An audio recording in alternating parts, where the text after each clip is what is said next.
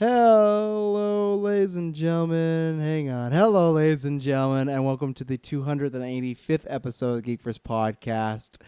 I'm the marvelous Iceman Trust now. I am the Adam Hartcaster doing this. Yes, this is just a wrap-up of E3. We're going to talk a little bit more about Avengers because obviously that was a big one. Thank you for everyone that tuned that episode and all the other ones. But we got some more stuff to talk about that. And then just E3 wrap-up, talking about some of our games and whatnot. Any other news we've heard. I know you're talking about kind of funny showcase. The indie showcase. But yeah, I want to start with Avengers because it's hot and heavy. You know, that was a big topic last night. And since it's hit the web... The Geekverse is built on the Avengers. Pretty much. Biggest episode, things like that. Marvel Ultimate Alliance stream. We like our Avengers. 24-hour, 4-year anniversary stream coming July 20th. Stay tuned for that. So this game dropped last night. Me, Kirkland, I think we were pretty positive on it, but still kind of, waiting to see. Briggs was a bit more... Yeah, we hadn't seen any gameplay, so you always have to go in with a grain of salt. Exactly. So, and then I feel today's, the aftermath of it, it's very kind of mixed all the way around. And there's so many... I would say more negative than positive from what I've seen. I could give you that. I'm going to go, I threw that poll on our Facebook just to see, and it was, I think it's a little lower now, but it was jumping between like 68 to, and we're a small pocket, but 68 to 70% of people excited for it. So I'm gonna play it safe and say it's like 50-50. But the problem is, I think the reason why it's maybe not 50-50 is because I think we're hearing a lot of complaints about other stuff. Some people are hitting the graphics. Some people are saying there's no gameplay, which I get, and they don't have the pedigree of like CD Projekt Red, but the people, the defenders go, oh well, they don't show any gameplay, and I think that's very different because CG's has a resume, but still same thing. There's other games out there that are not showing gameplay, but I think as Marvel Avengers fanboys, they just want to see some stuff.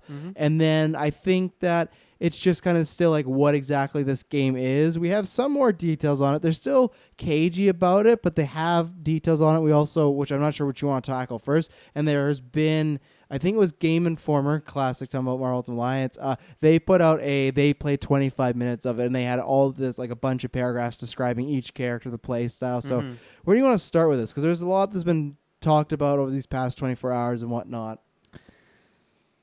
I don't know. Let's talk about like the backlash of like the graphics and stuff. Yeah, because I think we covered on our live stream and in the cast afterwards that we weren't a fan of some of the character models, particularly Natasha and Cap.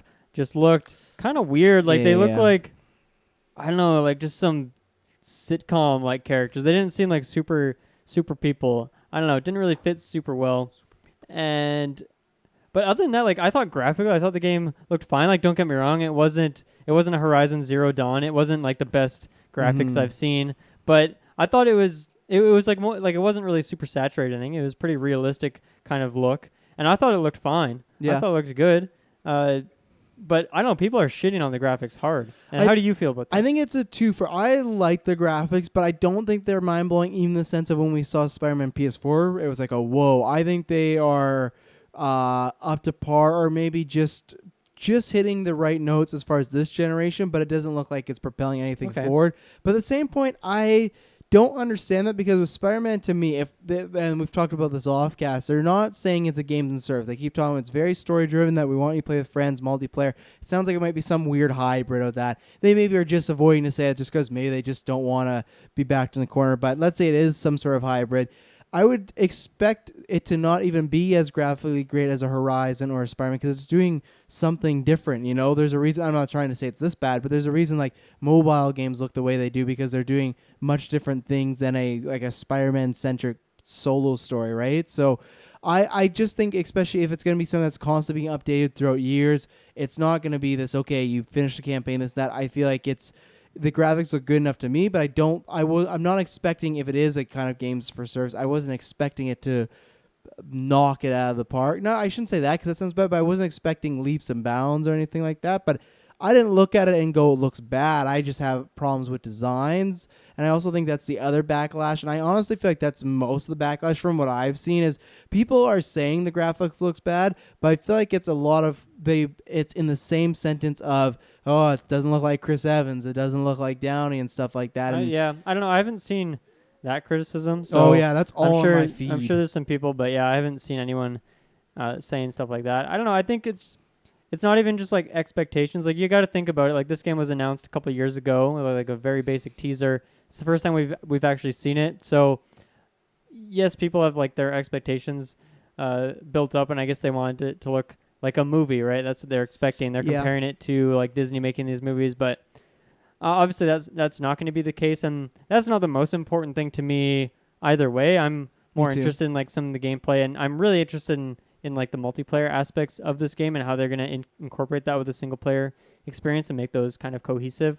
So I have a lot of questions, but my questions are all gameplay things, and we were just watching this Periscope 7-minute long interview, and one of the interviewers' questions was straight up, are you guys going to improve the graphics of this game before it releases? And like that's just like a kind of a savage question to ask. It seems like such a strange question too. Like clearly these people making the games are, when they do these conferences, isn't just so that people buy their game, it's so that they can get feedback on it as well.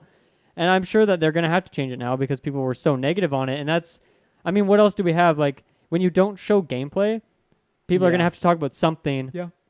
And they chose to talk about the graphics, it seems like, primarily. So it's kind of their fault at the same time. If you show some gameplay and you show some really sick combat scenes, then I don't think people would be critiquing that as much. I think they'd be distracted by something else. But when you've been waiting years and years for this game and it's coming out next year, less than a year from now, you expect gameplay. And you bring up a good point of CD Projekt Red and how they kind of did the same thing like release-wise, and we didn't really see any gameplay there.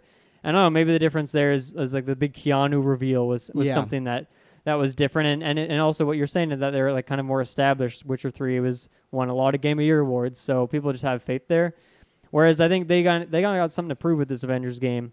So and that's the thing. I can see people's point of view saying maybe it's not the greatest graphics in the world, but I don't think it's warranted like a question like that. Like, hey, you gonna improve that? Because it's been a very back and forth. But like even in the superhero realm, people are showing the first look at Injustice a while back ago, and it was like, look at this game, and then look at it when it released. And the people are acting. I guess my other problem is if this was a fall game, I'd understand. But this game is practically still a year away. Okay, 11 months to be exact, but still, it is a long time to go. And for me, I think it's just a mixture of, I get it, because I hate the design of Captain America. To me, that's one thing. If you come to me and say, I really don't like these designs, I think it's a lot of mainstream people that honestly don't play many games or are not even going to play this, which I know some podcasters I follow that don't play games and they're really like, look at this ugly crap.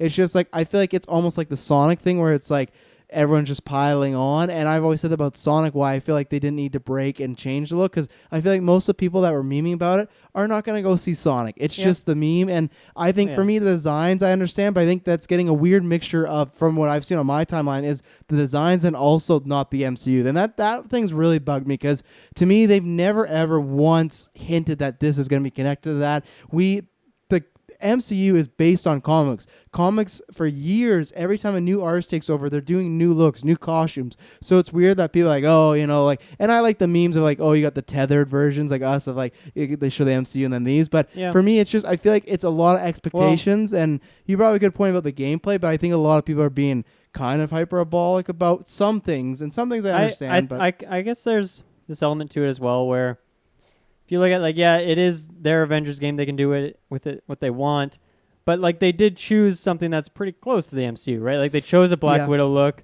I mean, Hulk kind of always looks sort of the same. I guess Cap kind of has a slightly different suit, but he looks close enough for me.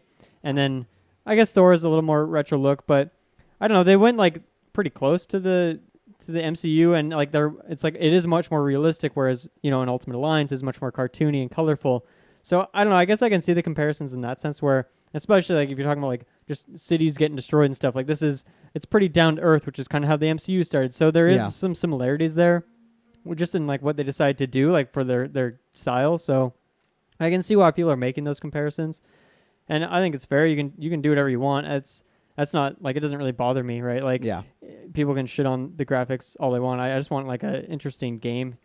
I just want like an interesting game. I'm the same way. I've always said I'm not a big graphics guy. I say story and gameplay are pretty close to me, because I just want the gameplay to be good enough that I can get through a story. If it's great, then great, like a Spider-Man. But what have you thought about what we've just read so far about the gameplay we've heard?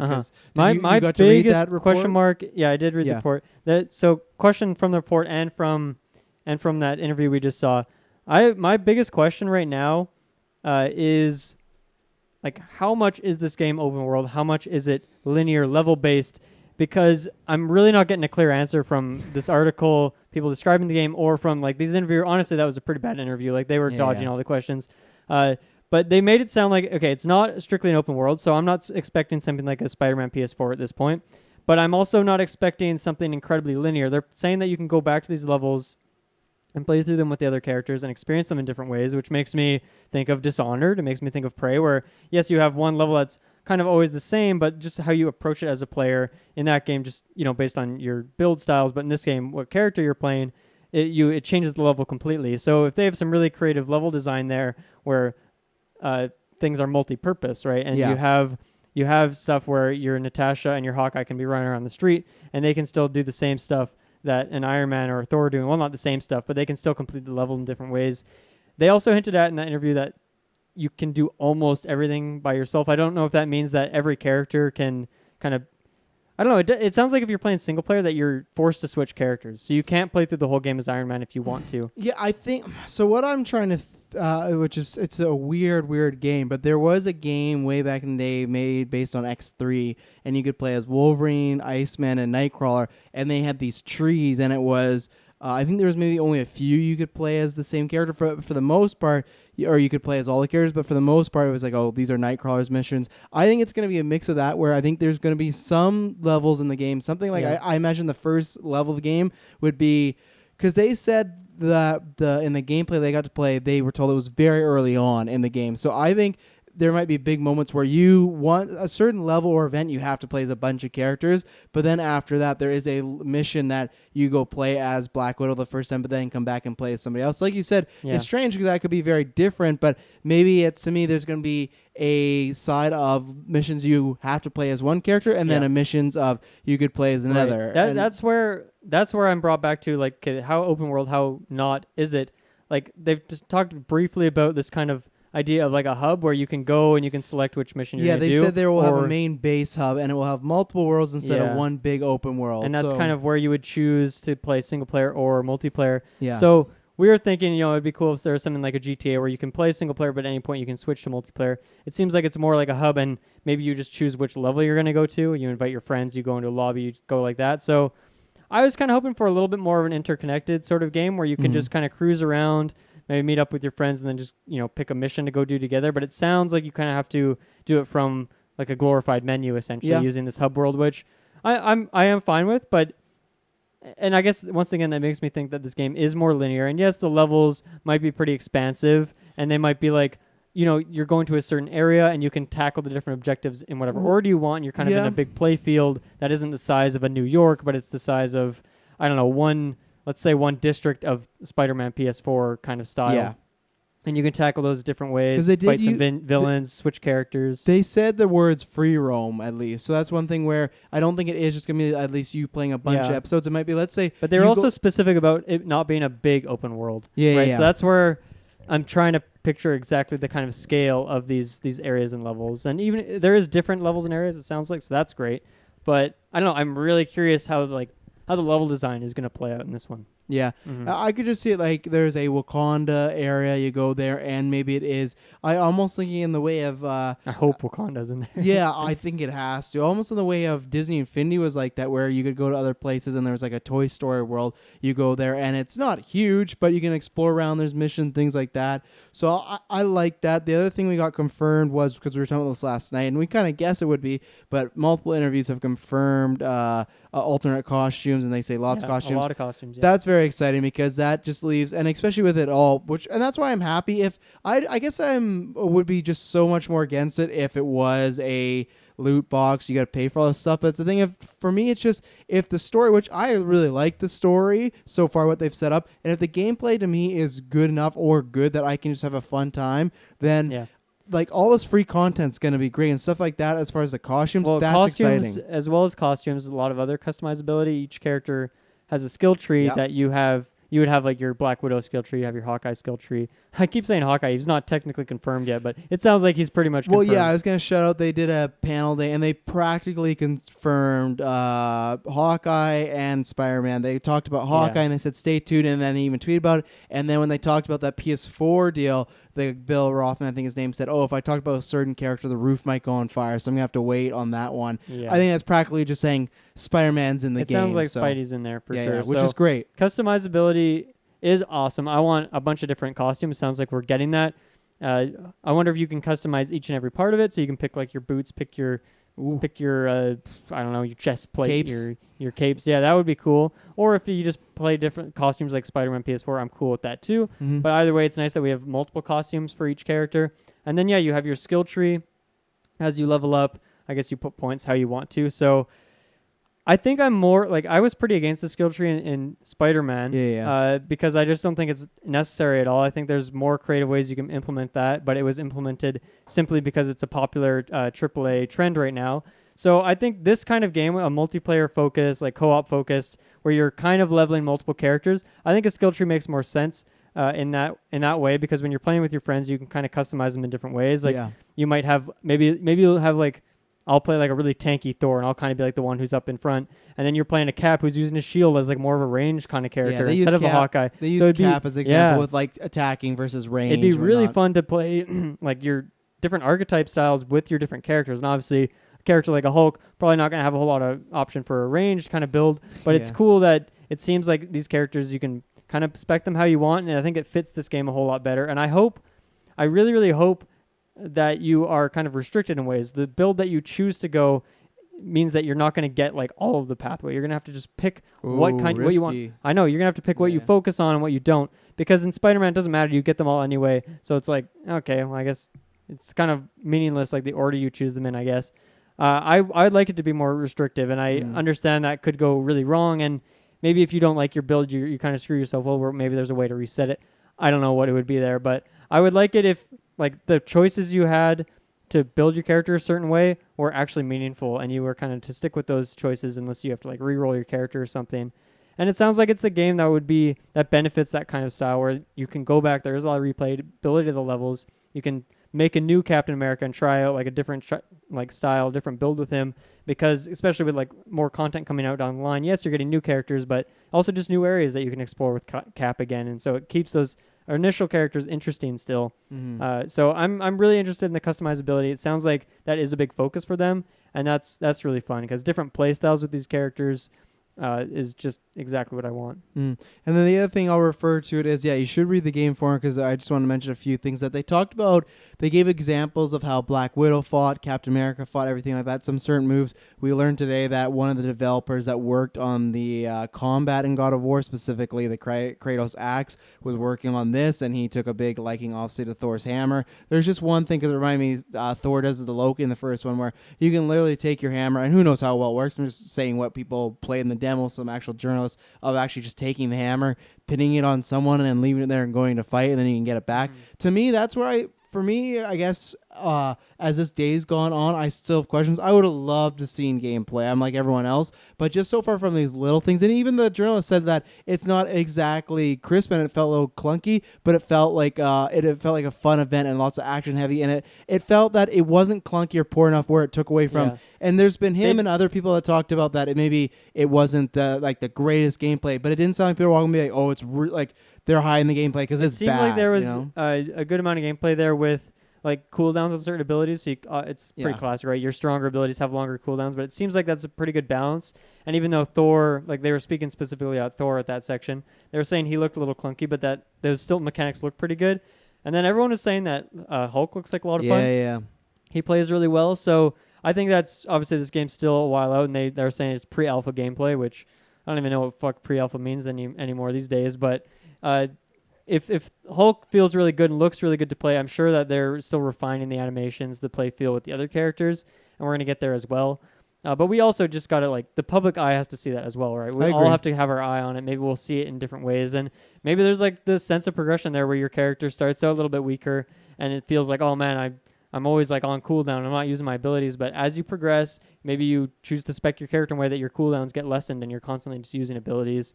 So maybe there's, like, a progression feel there where your character feels, like, a bit weaker at the start, but you power them up as the game continues on. And if it really encapsulates that feel of getting more and more powerful or having a better harness of your abilities, then that that could be really fun. Yeah, and I know you're not the biggest fan of these games, but 3 separate journalists have described it as Arkham-like combat. I'm somebody who loves Arkham games, so that was a big pro for me. So far, everything I've heard is it's reinforcing that I will likely buy this game. That it sounds, and I don't want to say good enough in a bad way, but if it's not going to be as great as a Spider-Man 4, I'm not expecting that, but I am expecting a level of quality, and for me, so far, it feels like it's hitting that. I'm with Dylan. I want to see the gameplay, but hearing things and reading articles and whatnot, I'm liking what I'm hearing. Yeah. So far. I mean, there's been so much, I guess, hype or speculation, I should say, for this game just over the years, and so I'm just glad that we're in a world now where we know a little bit more about this game. Yeah. And even though we haven't seen gameplay, we've seen some stuff that looked a hell of a lot close to it, like that scene with the bridges falling. You kind of do get like a third-person over-the-shoulder view. It looks like pretty close to what the gameplay is, though not quite. So I don't know. I'm not worried right now. There's definitely some things that need to be worked on. It's not a perfect game by any means right now, but they're not claiming it to be either. No. They're saying it's pre-alpha. So this game's still got another pretty much a year to stew. And then even then, free post-game content and like a dedication to that, like they're stuck to that now. If they switch now, it's like a fuck ton of backlash, right? Yeah. They have to stick to that. We're getting more characters, more areas, and that's with like the full price game. And hopefully the full game doesn't feel like it's been like stripped of content to be released later. Even if it's free, I hope it feels like a nice full game at launch, because if it's kind of lackluster at the start and then like a year later it's like, oh man, with all this content now it's a wonderful adventure, that's like there's always that sour taste, right? It's like No Man's Sky is a great game now, but it's been a couple of years in the dumps, and that really brings down the hype overall. Yeah.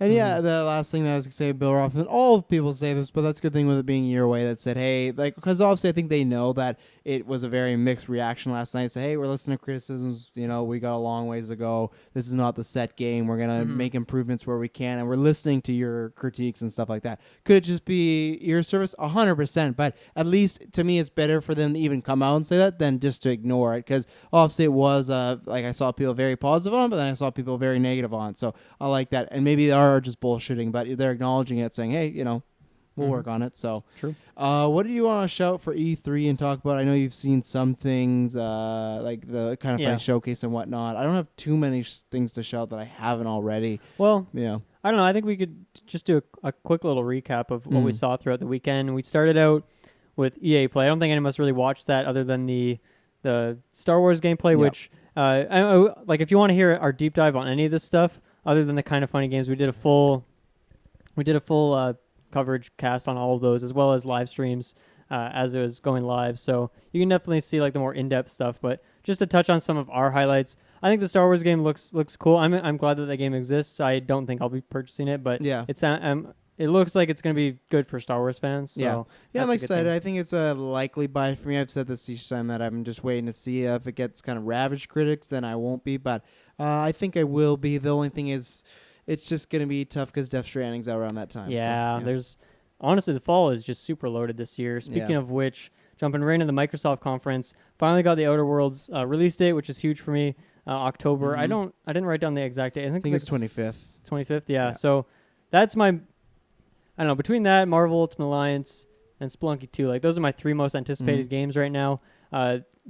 Honestly, the trailer for it wasn't that great in the grand scheme of things. It didn't really show anything new. It was kind of on par with the initial release at Gamescom.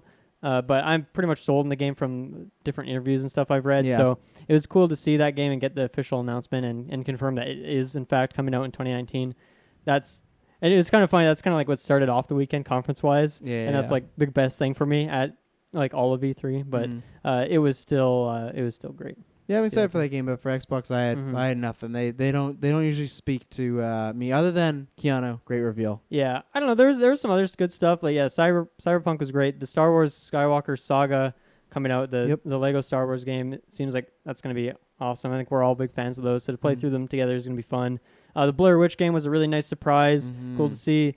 Elden Ring kind of got spoiled, but it's still. I'm glad that partnership's happening. I'd like to see more things like that happening. Minecraft Dungeons, I think, is a cool take as well from the Minecraft series. That's sweet. And then Game Pass, as a PC owner and player, I'm super stoked about everything they talked about there. Like super cheap, so many great games on there, from indie games to big AAA games on release, and then a bunch of other stuff that's coming out on release. Like they're really supporting that, and like they're just so far ahead at this point in terms of that streaming service for games that other companies are just trying to start dipping their toes in, and Microsoft has been at it for a couple of years, so they've got it kind of sorted out at this point. And it's nice that it's all kind of accessible on the PC now, and all these games are playable. You don't need to get that Xbox. So yeah, I can still get really hyped for this conference knowing that I can play most of these games now. Yeah, I'm just very excited for next year with the new consoles. I am very excited because I think beyond a shadow of doubt that Sony will respond to this, and I think PS Now is either going to be gone or it's going to get a huge overhaul for its PS5. I think they know what value that brings, and people talk about that. So I don't think Sony's going to sleep on that. If they do, then hey, you'll hear me shout as a con next year. But just knowing Sony, they're usually ahead of everything else. Xbox is ahead of them on this case, but I think then they look at something, okay, we're not ahead, then we're just going to do it better than they do. And I don't think they can do it better than Games Pass. I just think that they are going to find something that we will kind of evolve for PS Plus that people will enjoy and want to spend money on. I just get the vibe that Microsoft has been trying to go for something different, and they've kind of been fumbling to find it the last few years, but they finally found it this year. Yeah. I think they're content that like they're not trying to sell you necessarily on the Xbox One. Obviously they are, the new Xbox and all that, but that's not like all they're trying to go for. They're really trying to pump this Game Pass, and it's like you gotta have that now. Like there's no reason not to. So they're getting a lot of money there. The Scarlet reveal was, I mean, we've already heard about it, like rumors they talked about last year. So that was kind of a dud, like for what should be a big console reveal. I mean, we'll see next year. Like, really, that's when they'll probably have the full conference on it, release the price and the exact release date and all that. I don't think they need to bother this year. No, I really don't think so either. Just focus on the games. But I guess a good thing for Microsoft, like, this is their best conference they've had in a while. It definitely, it was fun to watch from start to finish, even if there's a lot of games that I'm not playing, or any of us really that were watching it. Yeah. Like a bunch of games that we aren't necessarily going to play, but it was still entertaining from start to finish. It was fun to see some of those games. After that was Bethesda later on at the night, which was pretty much just a bad conference all around, like awful pacing, not a ton of big surprises in there. A couple good ones for me was Deathloop, the next game from Arcane, who made Prey and Dishonored, some of my favorite games in the last few years. And then Ghostwire from the people who made Evil Within. So two really, really solid trailers that, like, I mean, obviously they weren't gameplay trailers. They were more just kind of concept or, I guess, tease trailers, launch trailers, but not launch trailers, but yeah, more teasers. Both really interesting, like world story. It seems like there's got some unique stuff going on. So those are two nice surprise reveals to get. Yeah, I agree. Those are two. I don't know. You've kind of heard that Ghostwires because they've done like horror survival. This is more action adventure horror. So yeah, that game is on my it's on my radar. Those were both two cool reveals. And I think the thing that Bethesda did really well in that conference was show off Doom Eternal, because I before the conference was not interested. The Doom 2016 looked fun, but not really a game for me. But they've really just completely 180'd me with that display of it. They just showed that they've got more coming with like the battle mode and just like more diverse areas, more colorful game, and just more of like the Doom action. So it seems, and it doesn't really seem like you need to play Doom 2016 to be in the loop. So I think they did a good job of spinning my perceptions on that personally. And it seemed like that was kind of the case for all of us watching it.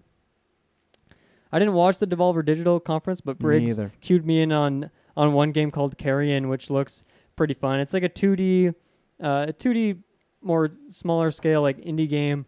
It kind of looks like Katamari Damacy, but you play as like a monster going around some like spaceship, and you just like eat up all like these, I guess, people traveling around on the spaceship. So pretty interesting looking game. I don't know too much about it, but it's something pretty cool that they showed off. Ubisoft conference was classic, is pretty lame, I guess, is the way to say it. Watch Dogs looked cool, and Watch that Dogs was about it. Yeah, looked really, really interesting, some new mechanics. But other than that, I guess it's good that there's like showing that they're supporting some of their older games, or not older games, but supporting the games like Rainbow Six, like For Honor, instead of just pumping out a new one every year. So I like that they're approaching that, because that's kind of been the criticism for a lot of their other series, is that they're just pumping them out without much thought. And then I didn't actually know that Kind of Funny Games have been doing this. They did it last year as well. They didn't do it last year for E3. They did it. When did they do it. I can't Was remember. it during the week of E3 or just like somewhere else? No, because they did it when PSX was supposed to happen. They took it over, and then they did it this year because Sony is gone. Then obviously Square came out and took their spot. But yeah, so this is the first year they're doing E3, and it's the second kind of funny showcase. They focus more on indie games. I didn't get a chance to check it out. I actually will at some point just because I like that podcast. I listen to them a lot. But it was a really. I mean, it was the same thing as Nintendo in that it was like all done before, right? They didn't have a press conference on stage, but their theme was 60 games in 50 minutes, and they stuck to it. Like the two hosts came in and out and would have like the odd skit here or there, but it was still like really, really well paced. And they just showed you like 30-minute, 1-minute long snippets of each of these games, just kind of flowing through them. Mm-hmm. And I just kind of picked out a few highlights here, some really cool looking indie games. There was a couple like Tony Hawk inspired like style games. One is called Wave Break, which is instead of skateboards, it's like ski-doos and like small boats and stuff, and it's kind of like got it in like an 80s like retro Ragnarok, like Thor Ragnarok sort of vaporwave style to it. It's a cool looking game. Another one was called Skatebird, which is just like it's almost like a tech deck game. I saw that one. Yeah. It looks really fun. Like that's a game I could see myself picking up. As you know, my skate games don't exist anymore, so it looks pretty fun. It's pretty goofy. A game that I thought looked really interesting is called Refactor, which is kind of like a Metroidvania style game where you play as I guess you start in like a factory and you play as a defect piece, and you're trying to like get out of this factory or like put it back together or fix yourself. I don't know what it is, but I guess the mix up on the Metroidvania genre, which has been explored a lot in indie games lately. The big mix-up is that you can move the map around. You put chunks in. I'm not sure like to what extent that is, but it seems like that's kind of the core mechanic. So something different within the genre, which is, I guess I should have said at the beginning, but I think the reason why I love indie games so much and why I pay attention to them is because there isn't like expectation there like AAA games have in terms of graphic fidelity or following trends. It's just like room to do creativity, like just room for all sorts of creativity. And a lot of games like are just a smaller game. You might only have like 3 or 4 hours of gameplay out of it, but it doesn't matter because it's just like a $10, $15 game, and its purpose is just like, oh, we have some really cool idea for a system or a mechanic. It doesn't really need to be turned into a fully fledged game, but it's like, let's just explore that idea as much as we can in this game. And I think Refactor is a great example of that. Another one that looks pretty fun is called Raw Men, which is like an R-rated Splatoon, essentially. It's like a bunch of dudes like throwing meatballs and like spaghetti sauce at each other. And I don't know if it's got like the same Splatoon like map coverage mechanic or if it's just a battle game, but I don't know. It's a really funny idea, really goofy game with definitely a distinct type of humor to it. Let's see what else. Bombfest. It's kind of like I guess like an arcade sort of fighting game. More, sort of like a Bomberman where you play as like little toys and the different levels are just like different areas of the house. So the one you're like on a record and it's kind of spinning around, play on like dinner table or something like that. Seems like a fun little party game. Like I feel like that could be like a good gauntlet game. Nice little battle between some friends. Police Stories, another cool looking game. It's kind of got like the Hotline Miami style, but the differences are I guess co-op and like non-lethal. Hotline Miami is a very like blood-fueled game where you're just killing all sorts of things, and you don't really have a choice to play otherwise. But this seems like as a police officer, you can kind of handle the situations in better ways, but also co-op. So it seems like, you like charge into a room, you get your buddy on one door, and I don't know. Seems like fun, like strategy mix up on a game that's pretty popular. Yeah. Lucifer Within Us.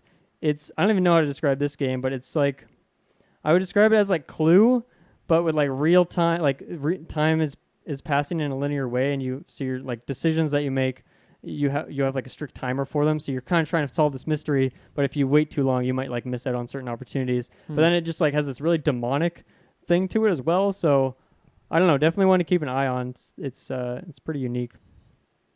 Superliminal is a game all about perspective. Really, really cool trailer they had for it, where you're just starting in this room, and there's like these two giant chess pieces on the other side. But as you walk to the other side of the room, and then if you pick up the chess piece and then you move it on a table in front of you, it like shrinks it down. Kind of classic perspective sort of puzzle game. But it was cool because like during the trailer, he just like zoomed out of the trailer that he was playing on. So there's the Kind of Funny showcase is on the computer monitor. He just picks it up and like tosses it in the garbage. And then it also had some I guess it had like kind of comedic vibes to it from that, so kind of like a Stanley Parable sort of vibe. But then it also had like some scary moments to it, where like he passed this corner and there was just like a hallway full of alarm clocks going off, and I don't know. Seems like a pretty interesting puzzle game that maybe isn't just a puzzle game, but has like a kind of trippy story to it as well. Lost Ember is probably the last one I'll mention here. There's a few other ones, but Lost Ember looks pretty sweet. I don't even know. I guess it's like a action adventure game, or maybe more of an exploration game. But you just play as like various animals. I guess you play as like a bird or a wolf. There's like a rhino section where he's like rolling down a hill or something like that. But it's got like a kind of like a surrealism art style to it, and I don't know. It looks pretty unique. I'm not really sure what the gameplay is of it, but definitely a game that's on my radar. Those are the ones that really stood out to me, like I guess like a top 10 or so. Yeah. But yeah, it's honestly it's worth watching. It's 50 minutes long with 60 games, and I'm like there's a ton that I didn't mention just because I don't even know how to describe them because they look like so interesting or like they're doing something completely new. So I think they do a great job with the show, and I'm definitely like gonna keep my eye on it for next year. And I think it'd be a hard one to do a live stream of because just how quickly they pass from thing to thing. It's really hard to like have a discussion. From what they've talked about before, I think they want to keep it like this. And I don't know if the odd chance that they're watching this, seriously, leave the title of the game on screen for the entirety of the game, because they would show it like at the beginning and be like, this is Refactor, and then they would show like a 30-second clip of it, and they'd cut to the next game. So unless you're like really got a really good memory, like I would just forget the name of the game, and then they would cut to the next one. So it's like put it either at the start and finish, or just leave it on the whole way through. That's my feedback for them. But other than that, it's a really, really great show. Obviously, supporting indie devs is amazing because there's just so much creativity going on there, and they don't really have that platform at E3 to display their stuff, especially with Microsoft didn't do any sort of like indie game section in their conference this year. So that's too bad, but it's just the way it is. Yeah. But yeah, really good show. I definitely recommend checking it out. And it was just kind of funny. Like they had good skits and stuff too. Yeah, I'm a big fan of those guys. I will check it out eventually. But yeah, I hope they keep doing that. That's a good idea. So, and that's the only other conference I guess was in that day was Square Enix, which we talked about. There were not a whole lot of highlights really. Like obviously Avengers, which you talked about. Final Fantasy VII looked really good. They had a great showcase there. The thing that bugs me is, so today in some interview they asked, I can't remember his name, but one of the developers on the game about how many discs or how many games is it going to be, because people keep asking that question, and he said he can't answer because they don't even know. So that's something that for me is disappointing. So that almost makes it better for me not buying Final Fantasy VII, because in that, if everything goes well, Cyberpunk and Avengers will be in that time. Yeah. That's something I would like to buy once I know how many games are actually going on. So it's still very cagey what's going on. Yeah, you have to wonder how they're going to price that. Like, full game for each one. Yeah, I guarantee you. I think they'll do 3. Super annoying. Yeah, but good showcase nonetheless. Yeah. The only other game in that conference was Circuit Superstars for me, just like an indie racing game that looked really interesting. Has a good art style and something different. So that was the only highlight there. And then I guess the last one today was Nintendo, who I mean they do Treehouse stuff all week, so I'm sure there might be some more news pop up that we're going to talk about in future casts, but feels kind of weird because we also just recorded our Nintendo one right before this. But I think the big highlights there were, I mean, a couple new Smash characters, Banjo, of course, a huge one. Luigi's Mansion 3 had a great display for a game that we hadn't seen gameplay of yet. So you always got to tread carefully. It just got a teaser. It's coming out this year. What's going on there? But I think they did a great job of showing that we got some cool multiplayer coming. But also, if you just want a single-player campaign, it's more in the style of the GameCube game and not the 3DS, the second game that people weren't as big of a fan of. Yeah, I think they did a good job. They continue to deliver. Marvel Ultimate Alliance, obviously, keeps them excited. Yeah, fantastic. Banjo, I'm excited. Mansion 3. So Nintendo, they're doing some good stuff over there, you know? I guess the last thing for Nintendo, Link's Awakening, I love the display for that. Looked really, really good. There was a few other smaller games in here that I'm definitely got my eye on, but I'm not totally sold on yet. And then, the teaser or the, I guess, announcement of the sequel for Breath of the Wild. So that's pretty huge if you're a Breath of the Wild fan, which seems like a lot of people are. So good job, Nintendo. I think they keep it short and sweet. Obviously, they have their they don't do a live conference anymore. I think that shows that it's good for them because sometimes they would struggle with like pacing and stuff, but they can just nail it here because some editors in the back room and like, just grinding it out, making sure it's perfect. So I think the live conferences also were along the Wii era, which I think were not a good idea because lots of those gameplay demos, motion controls can be a pain. So.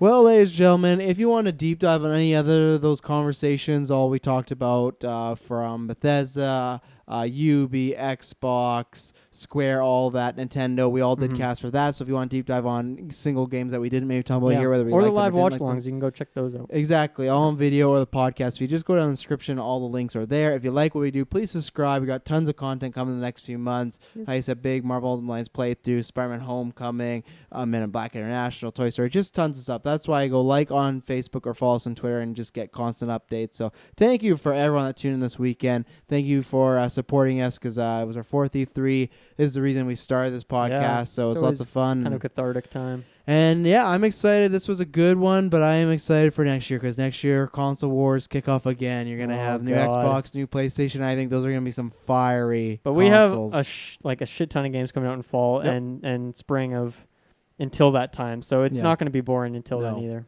A lot of good stuff. It won't be boring. He said it. Thanks for tuning in. Peace.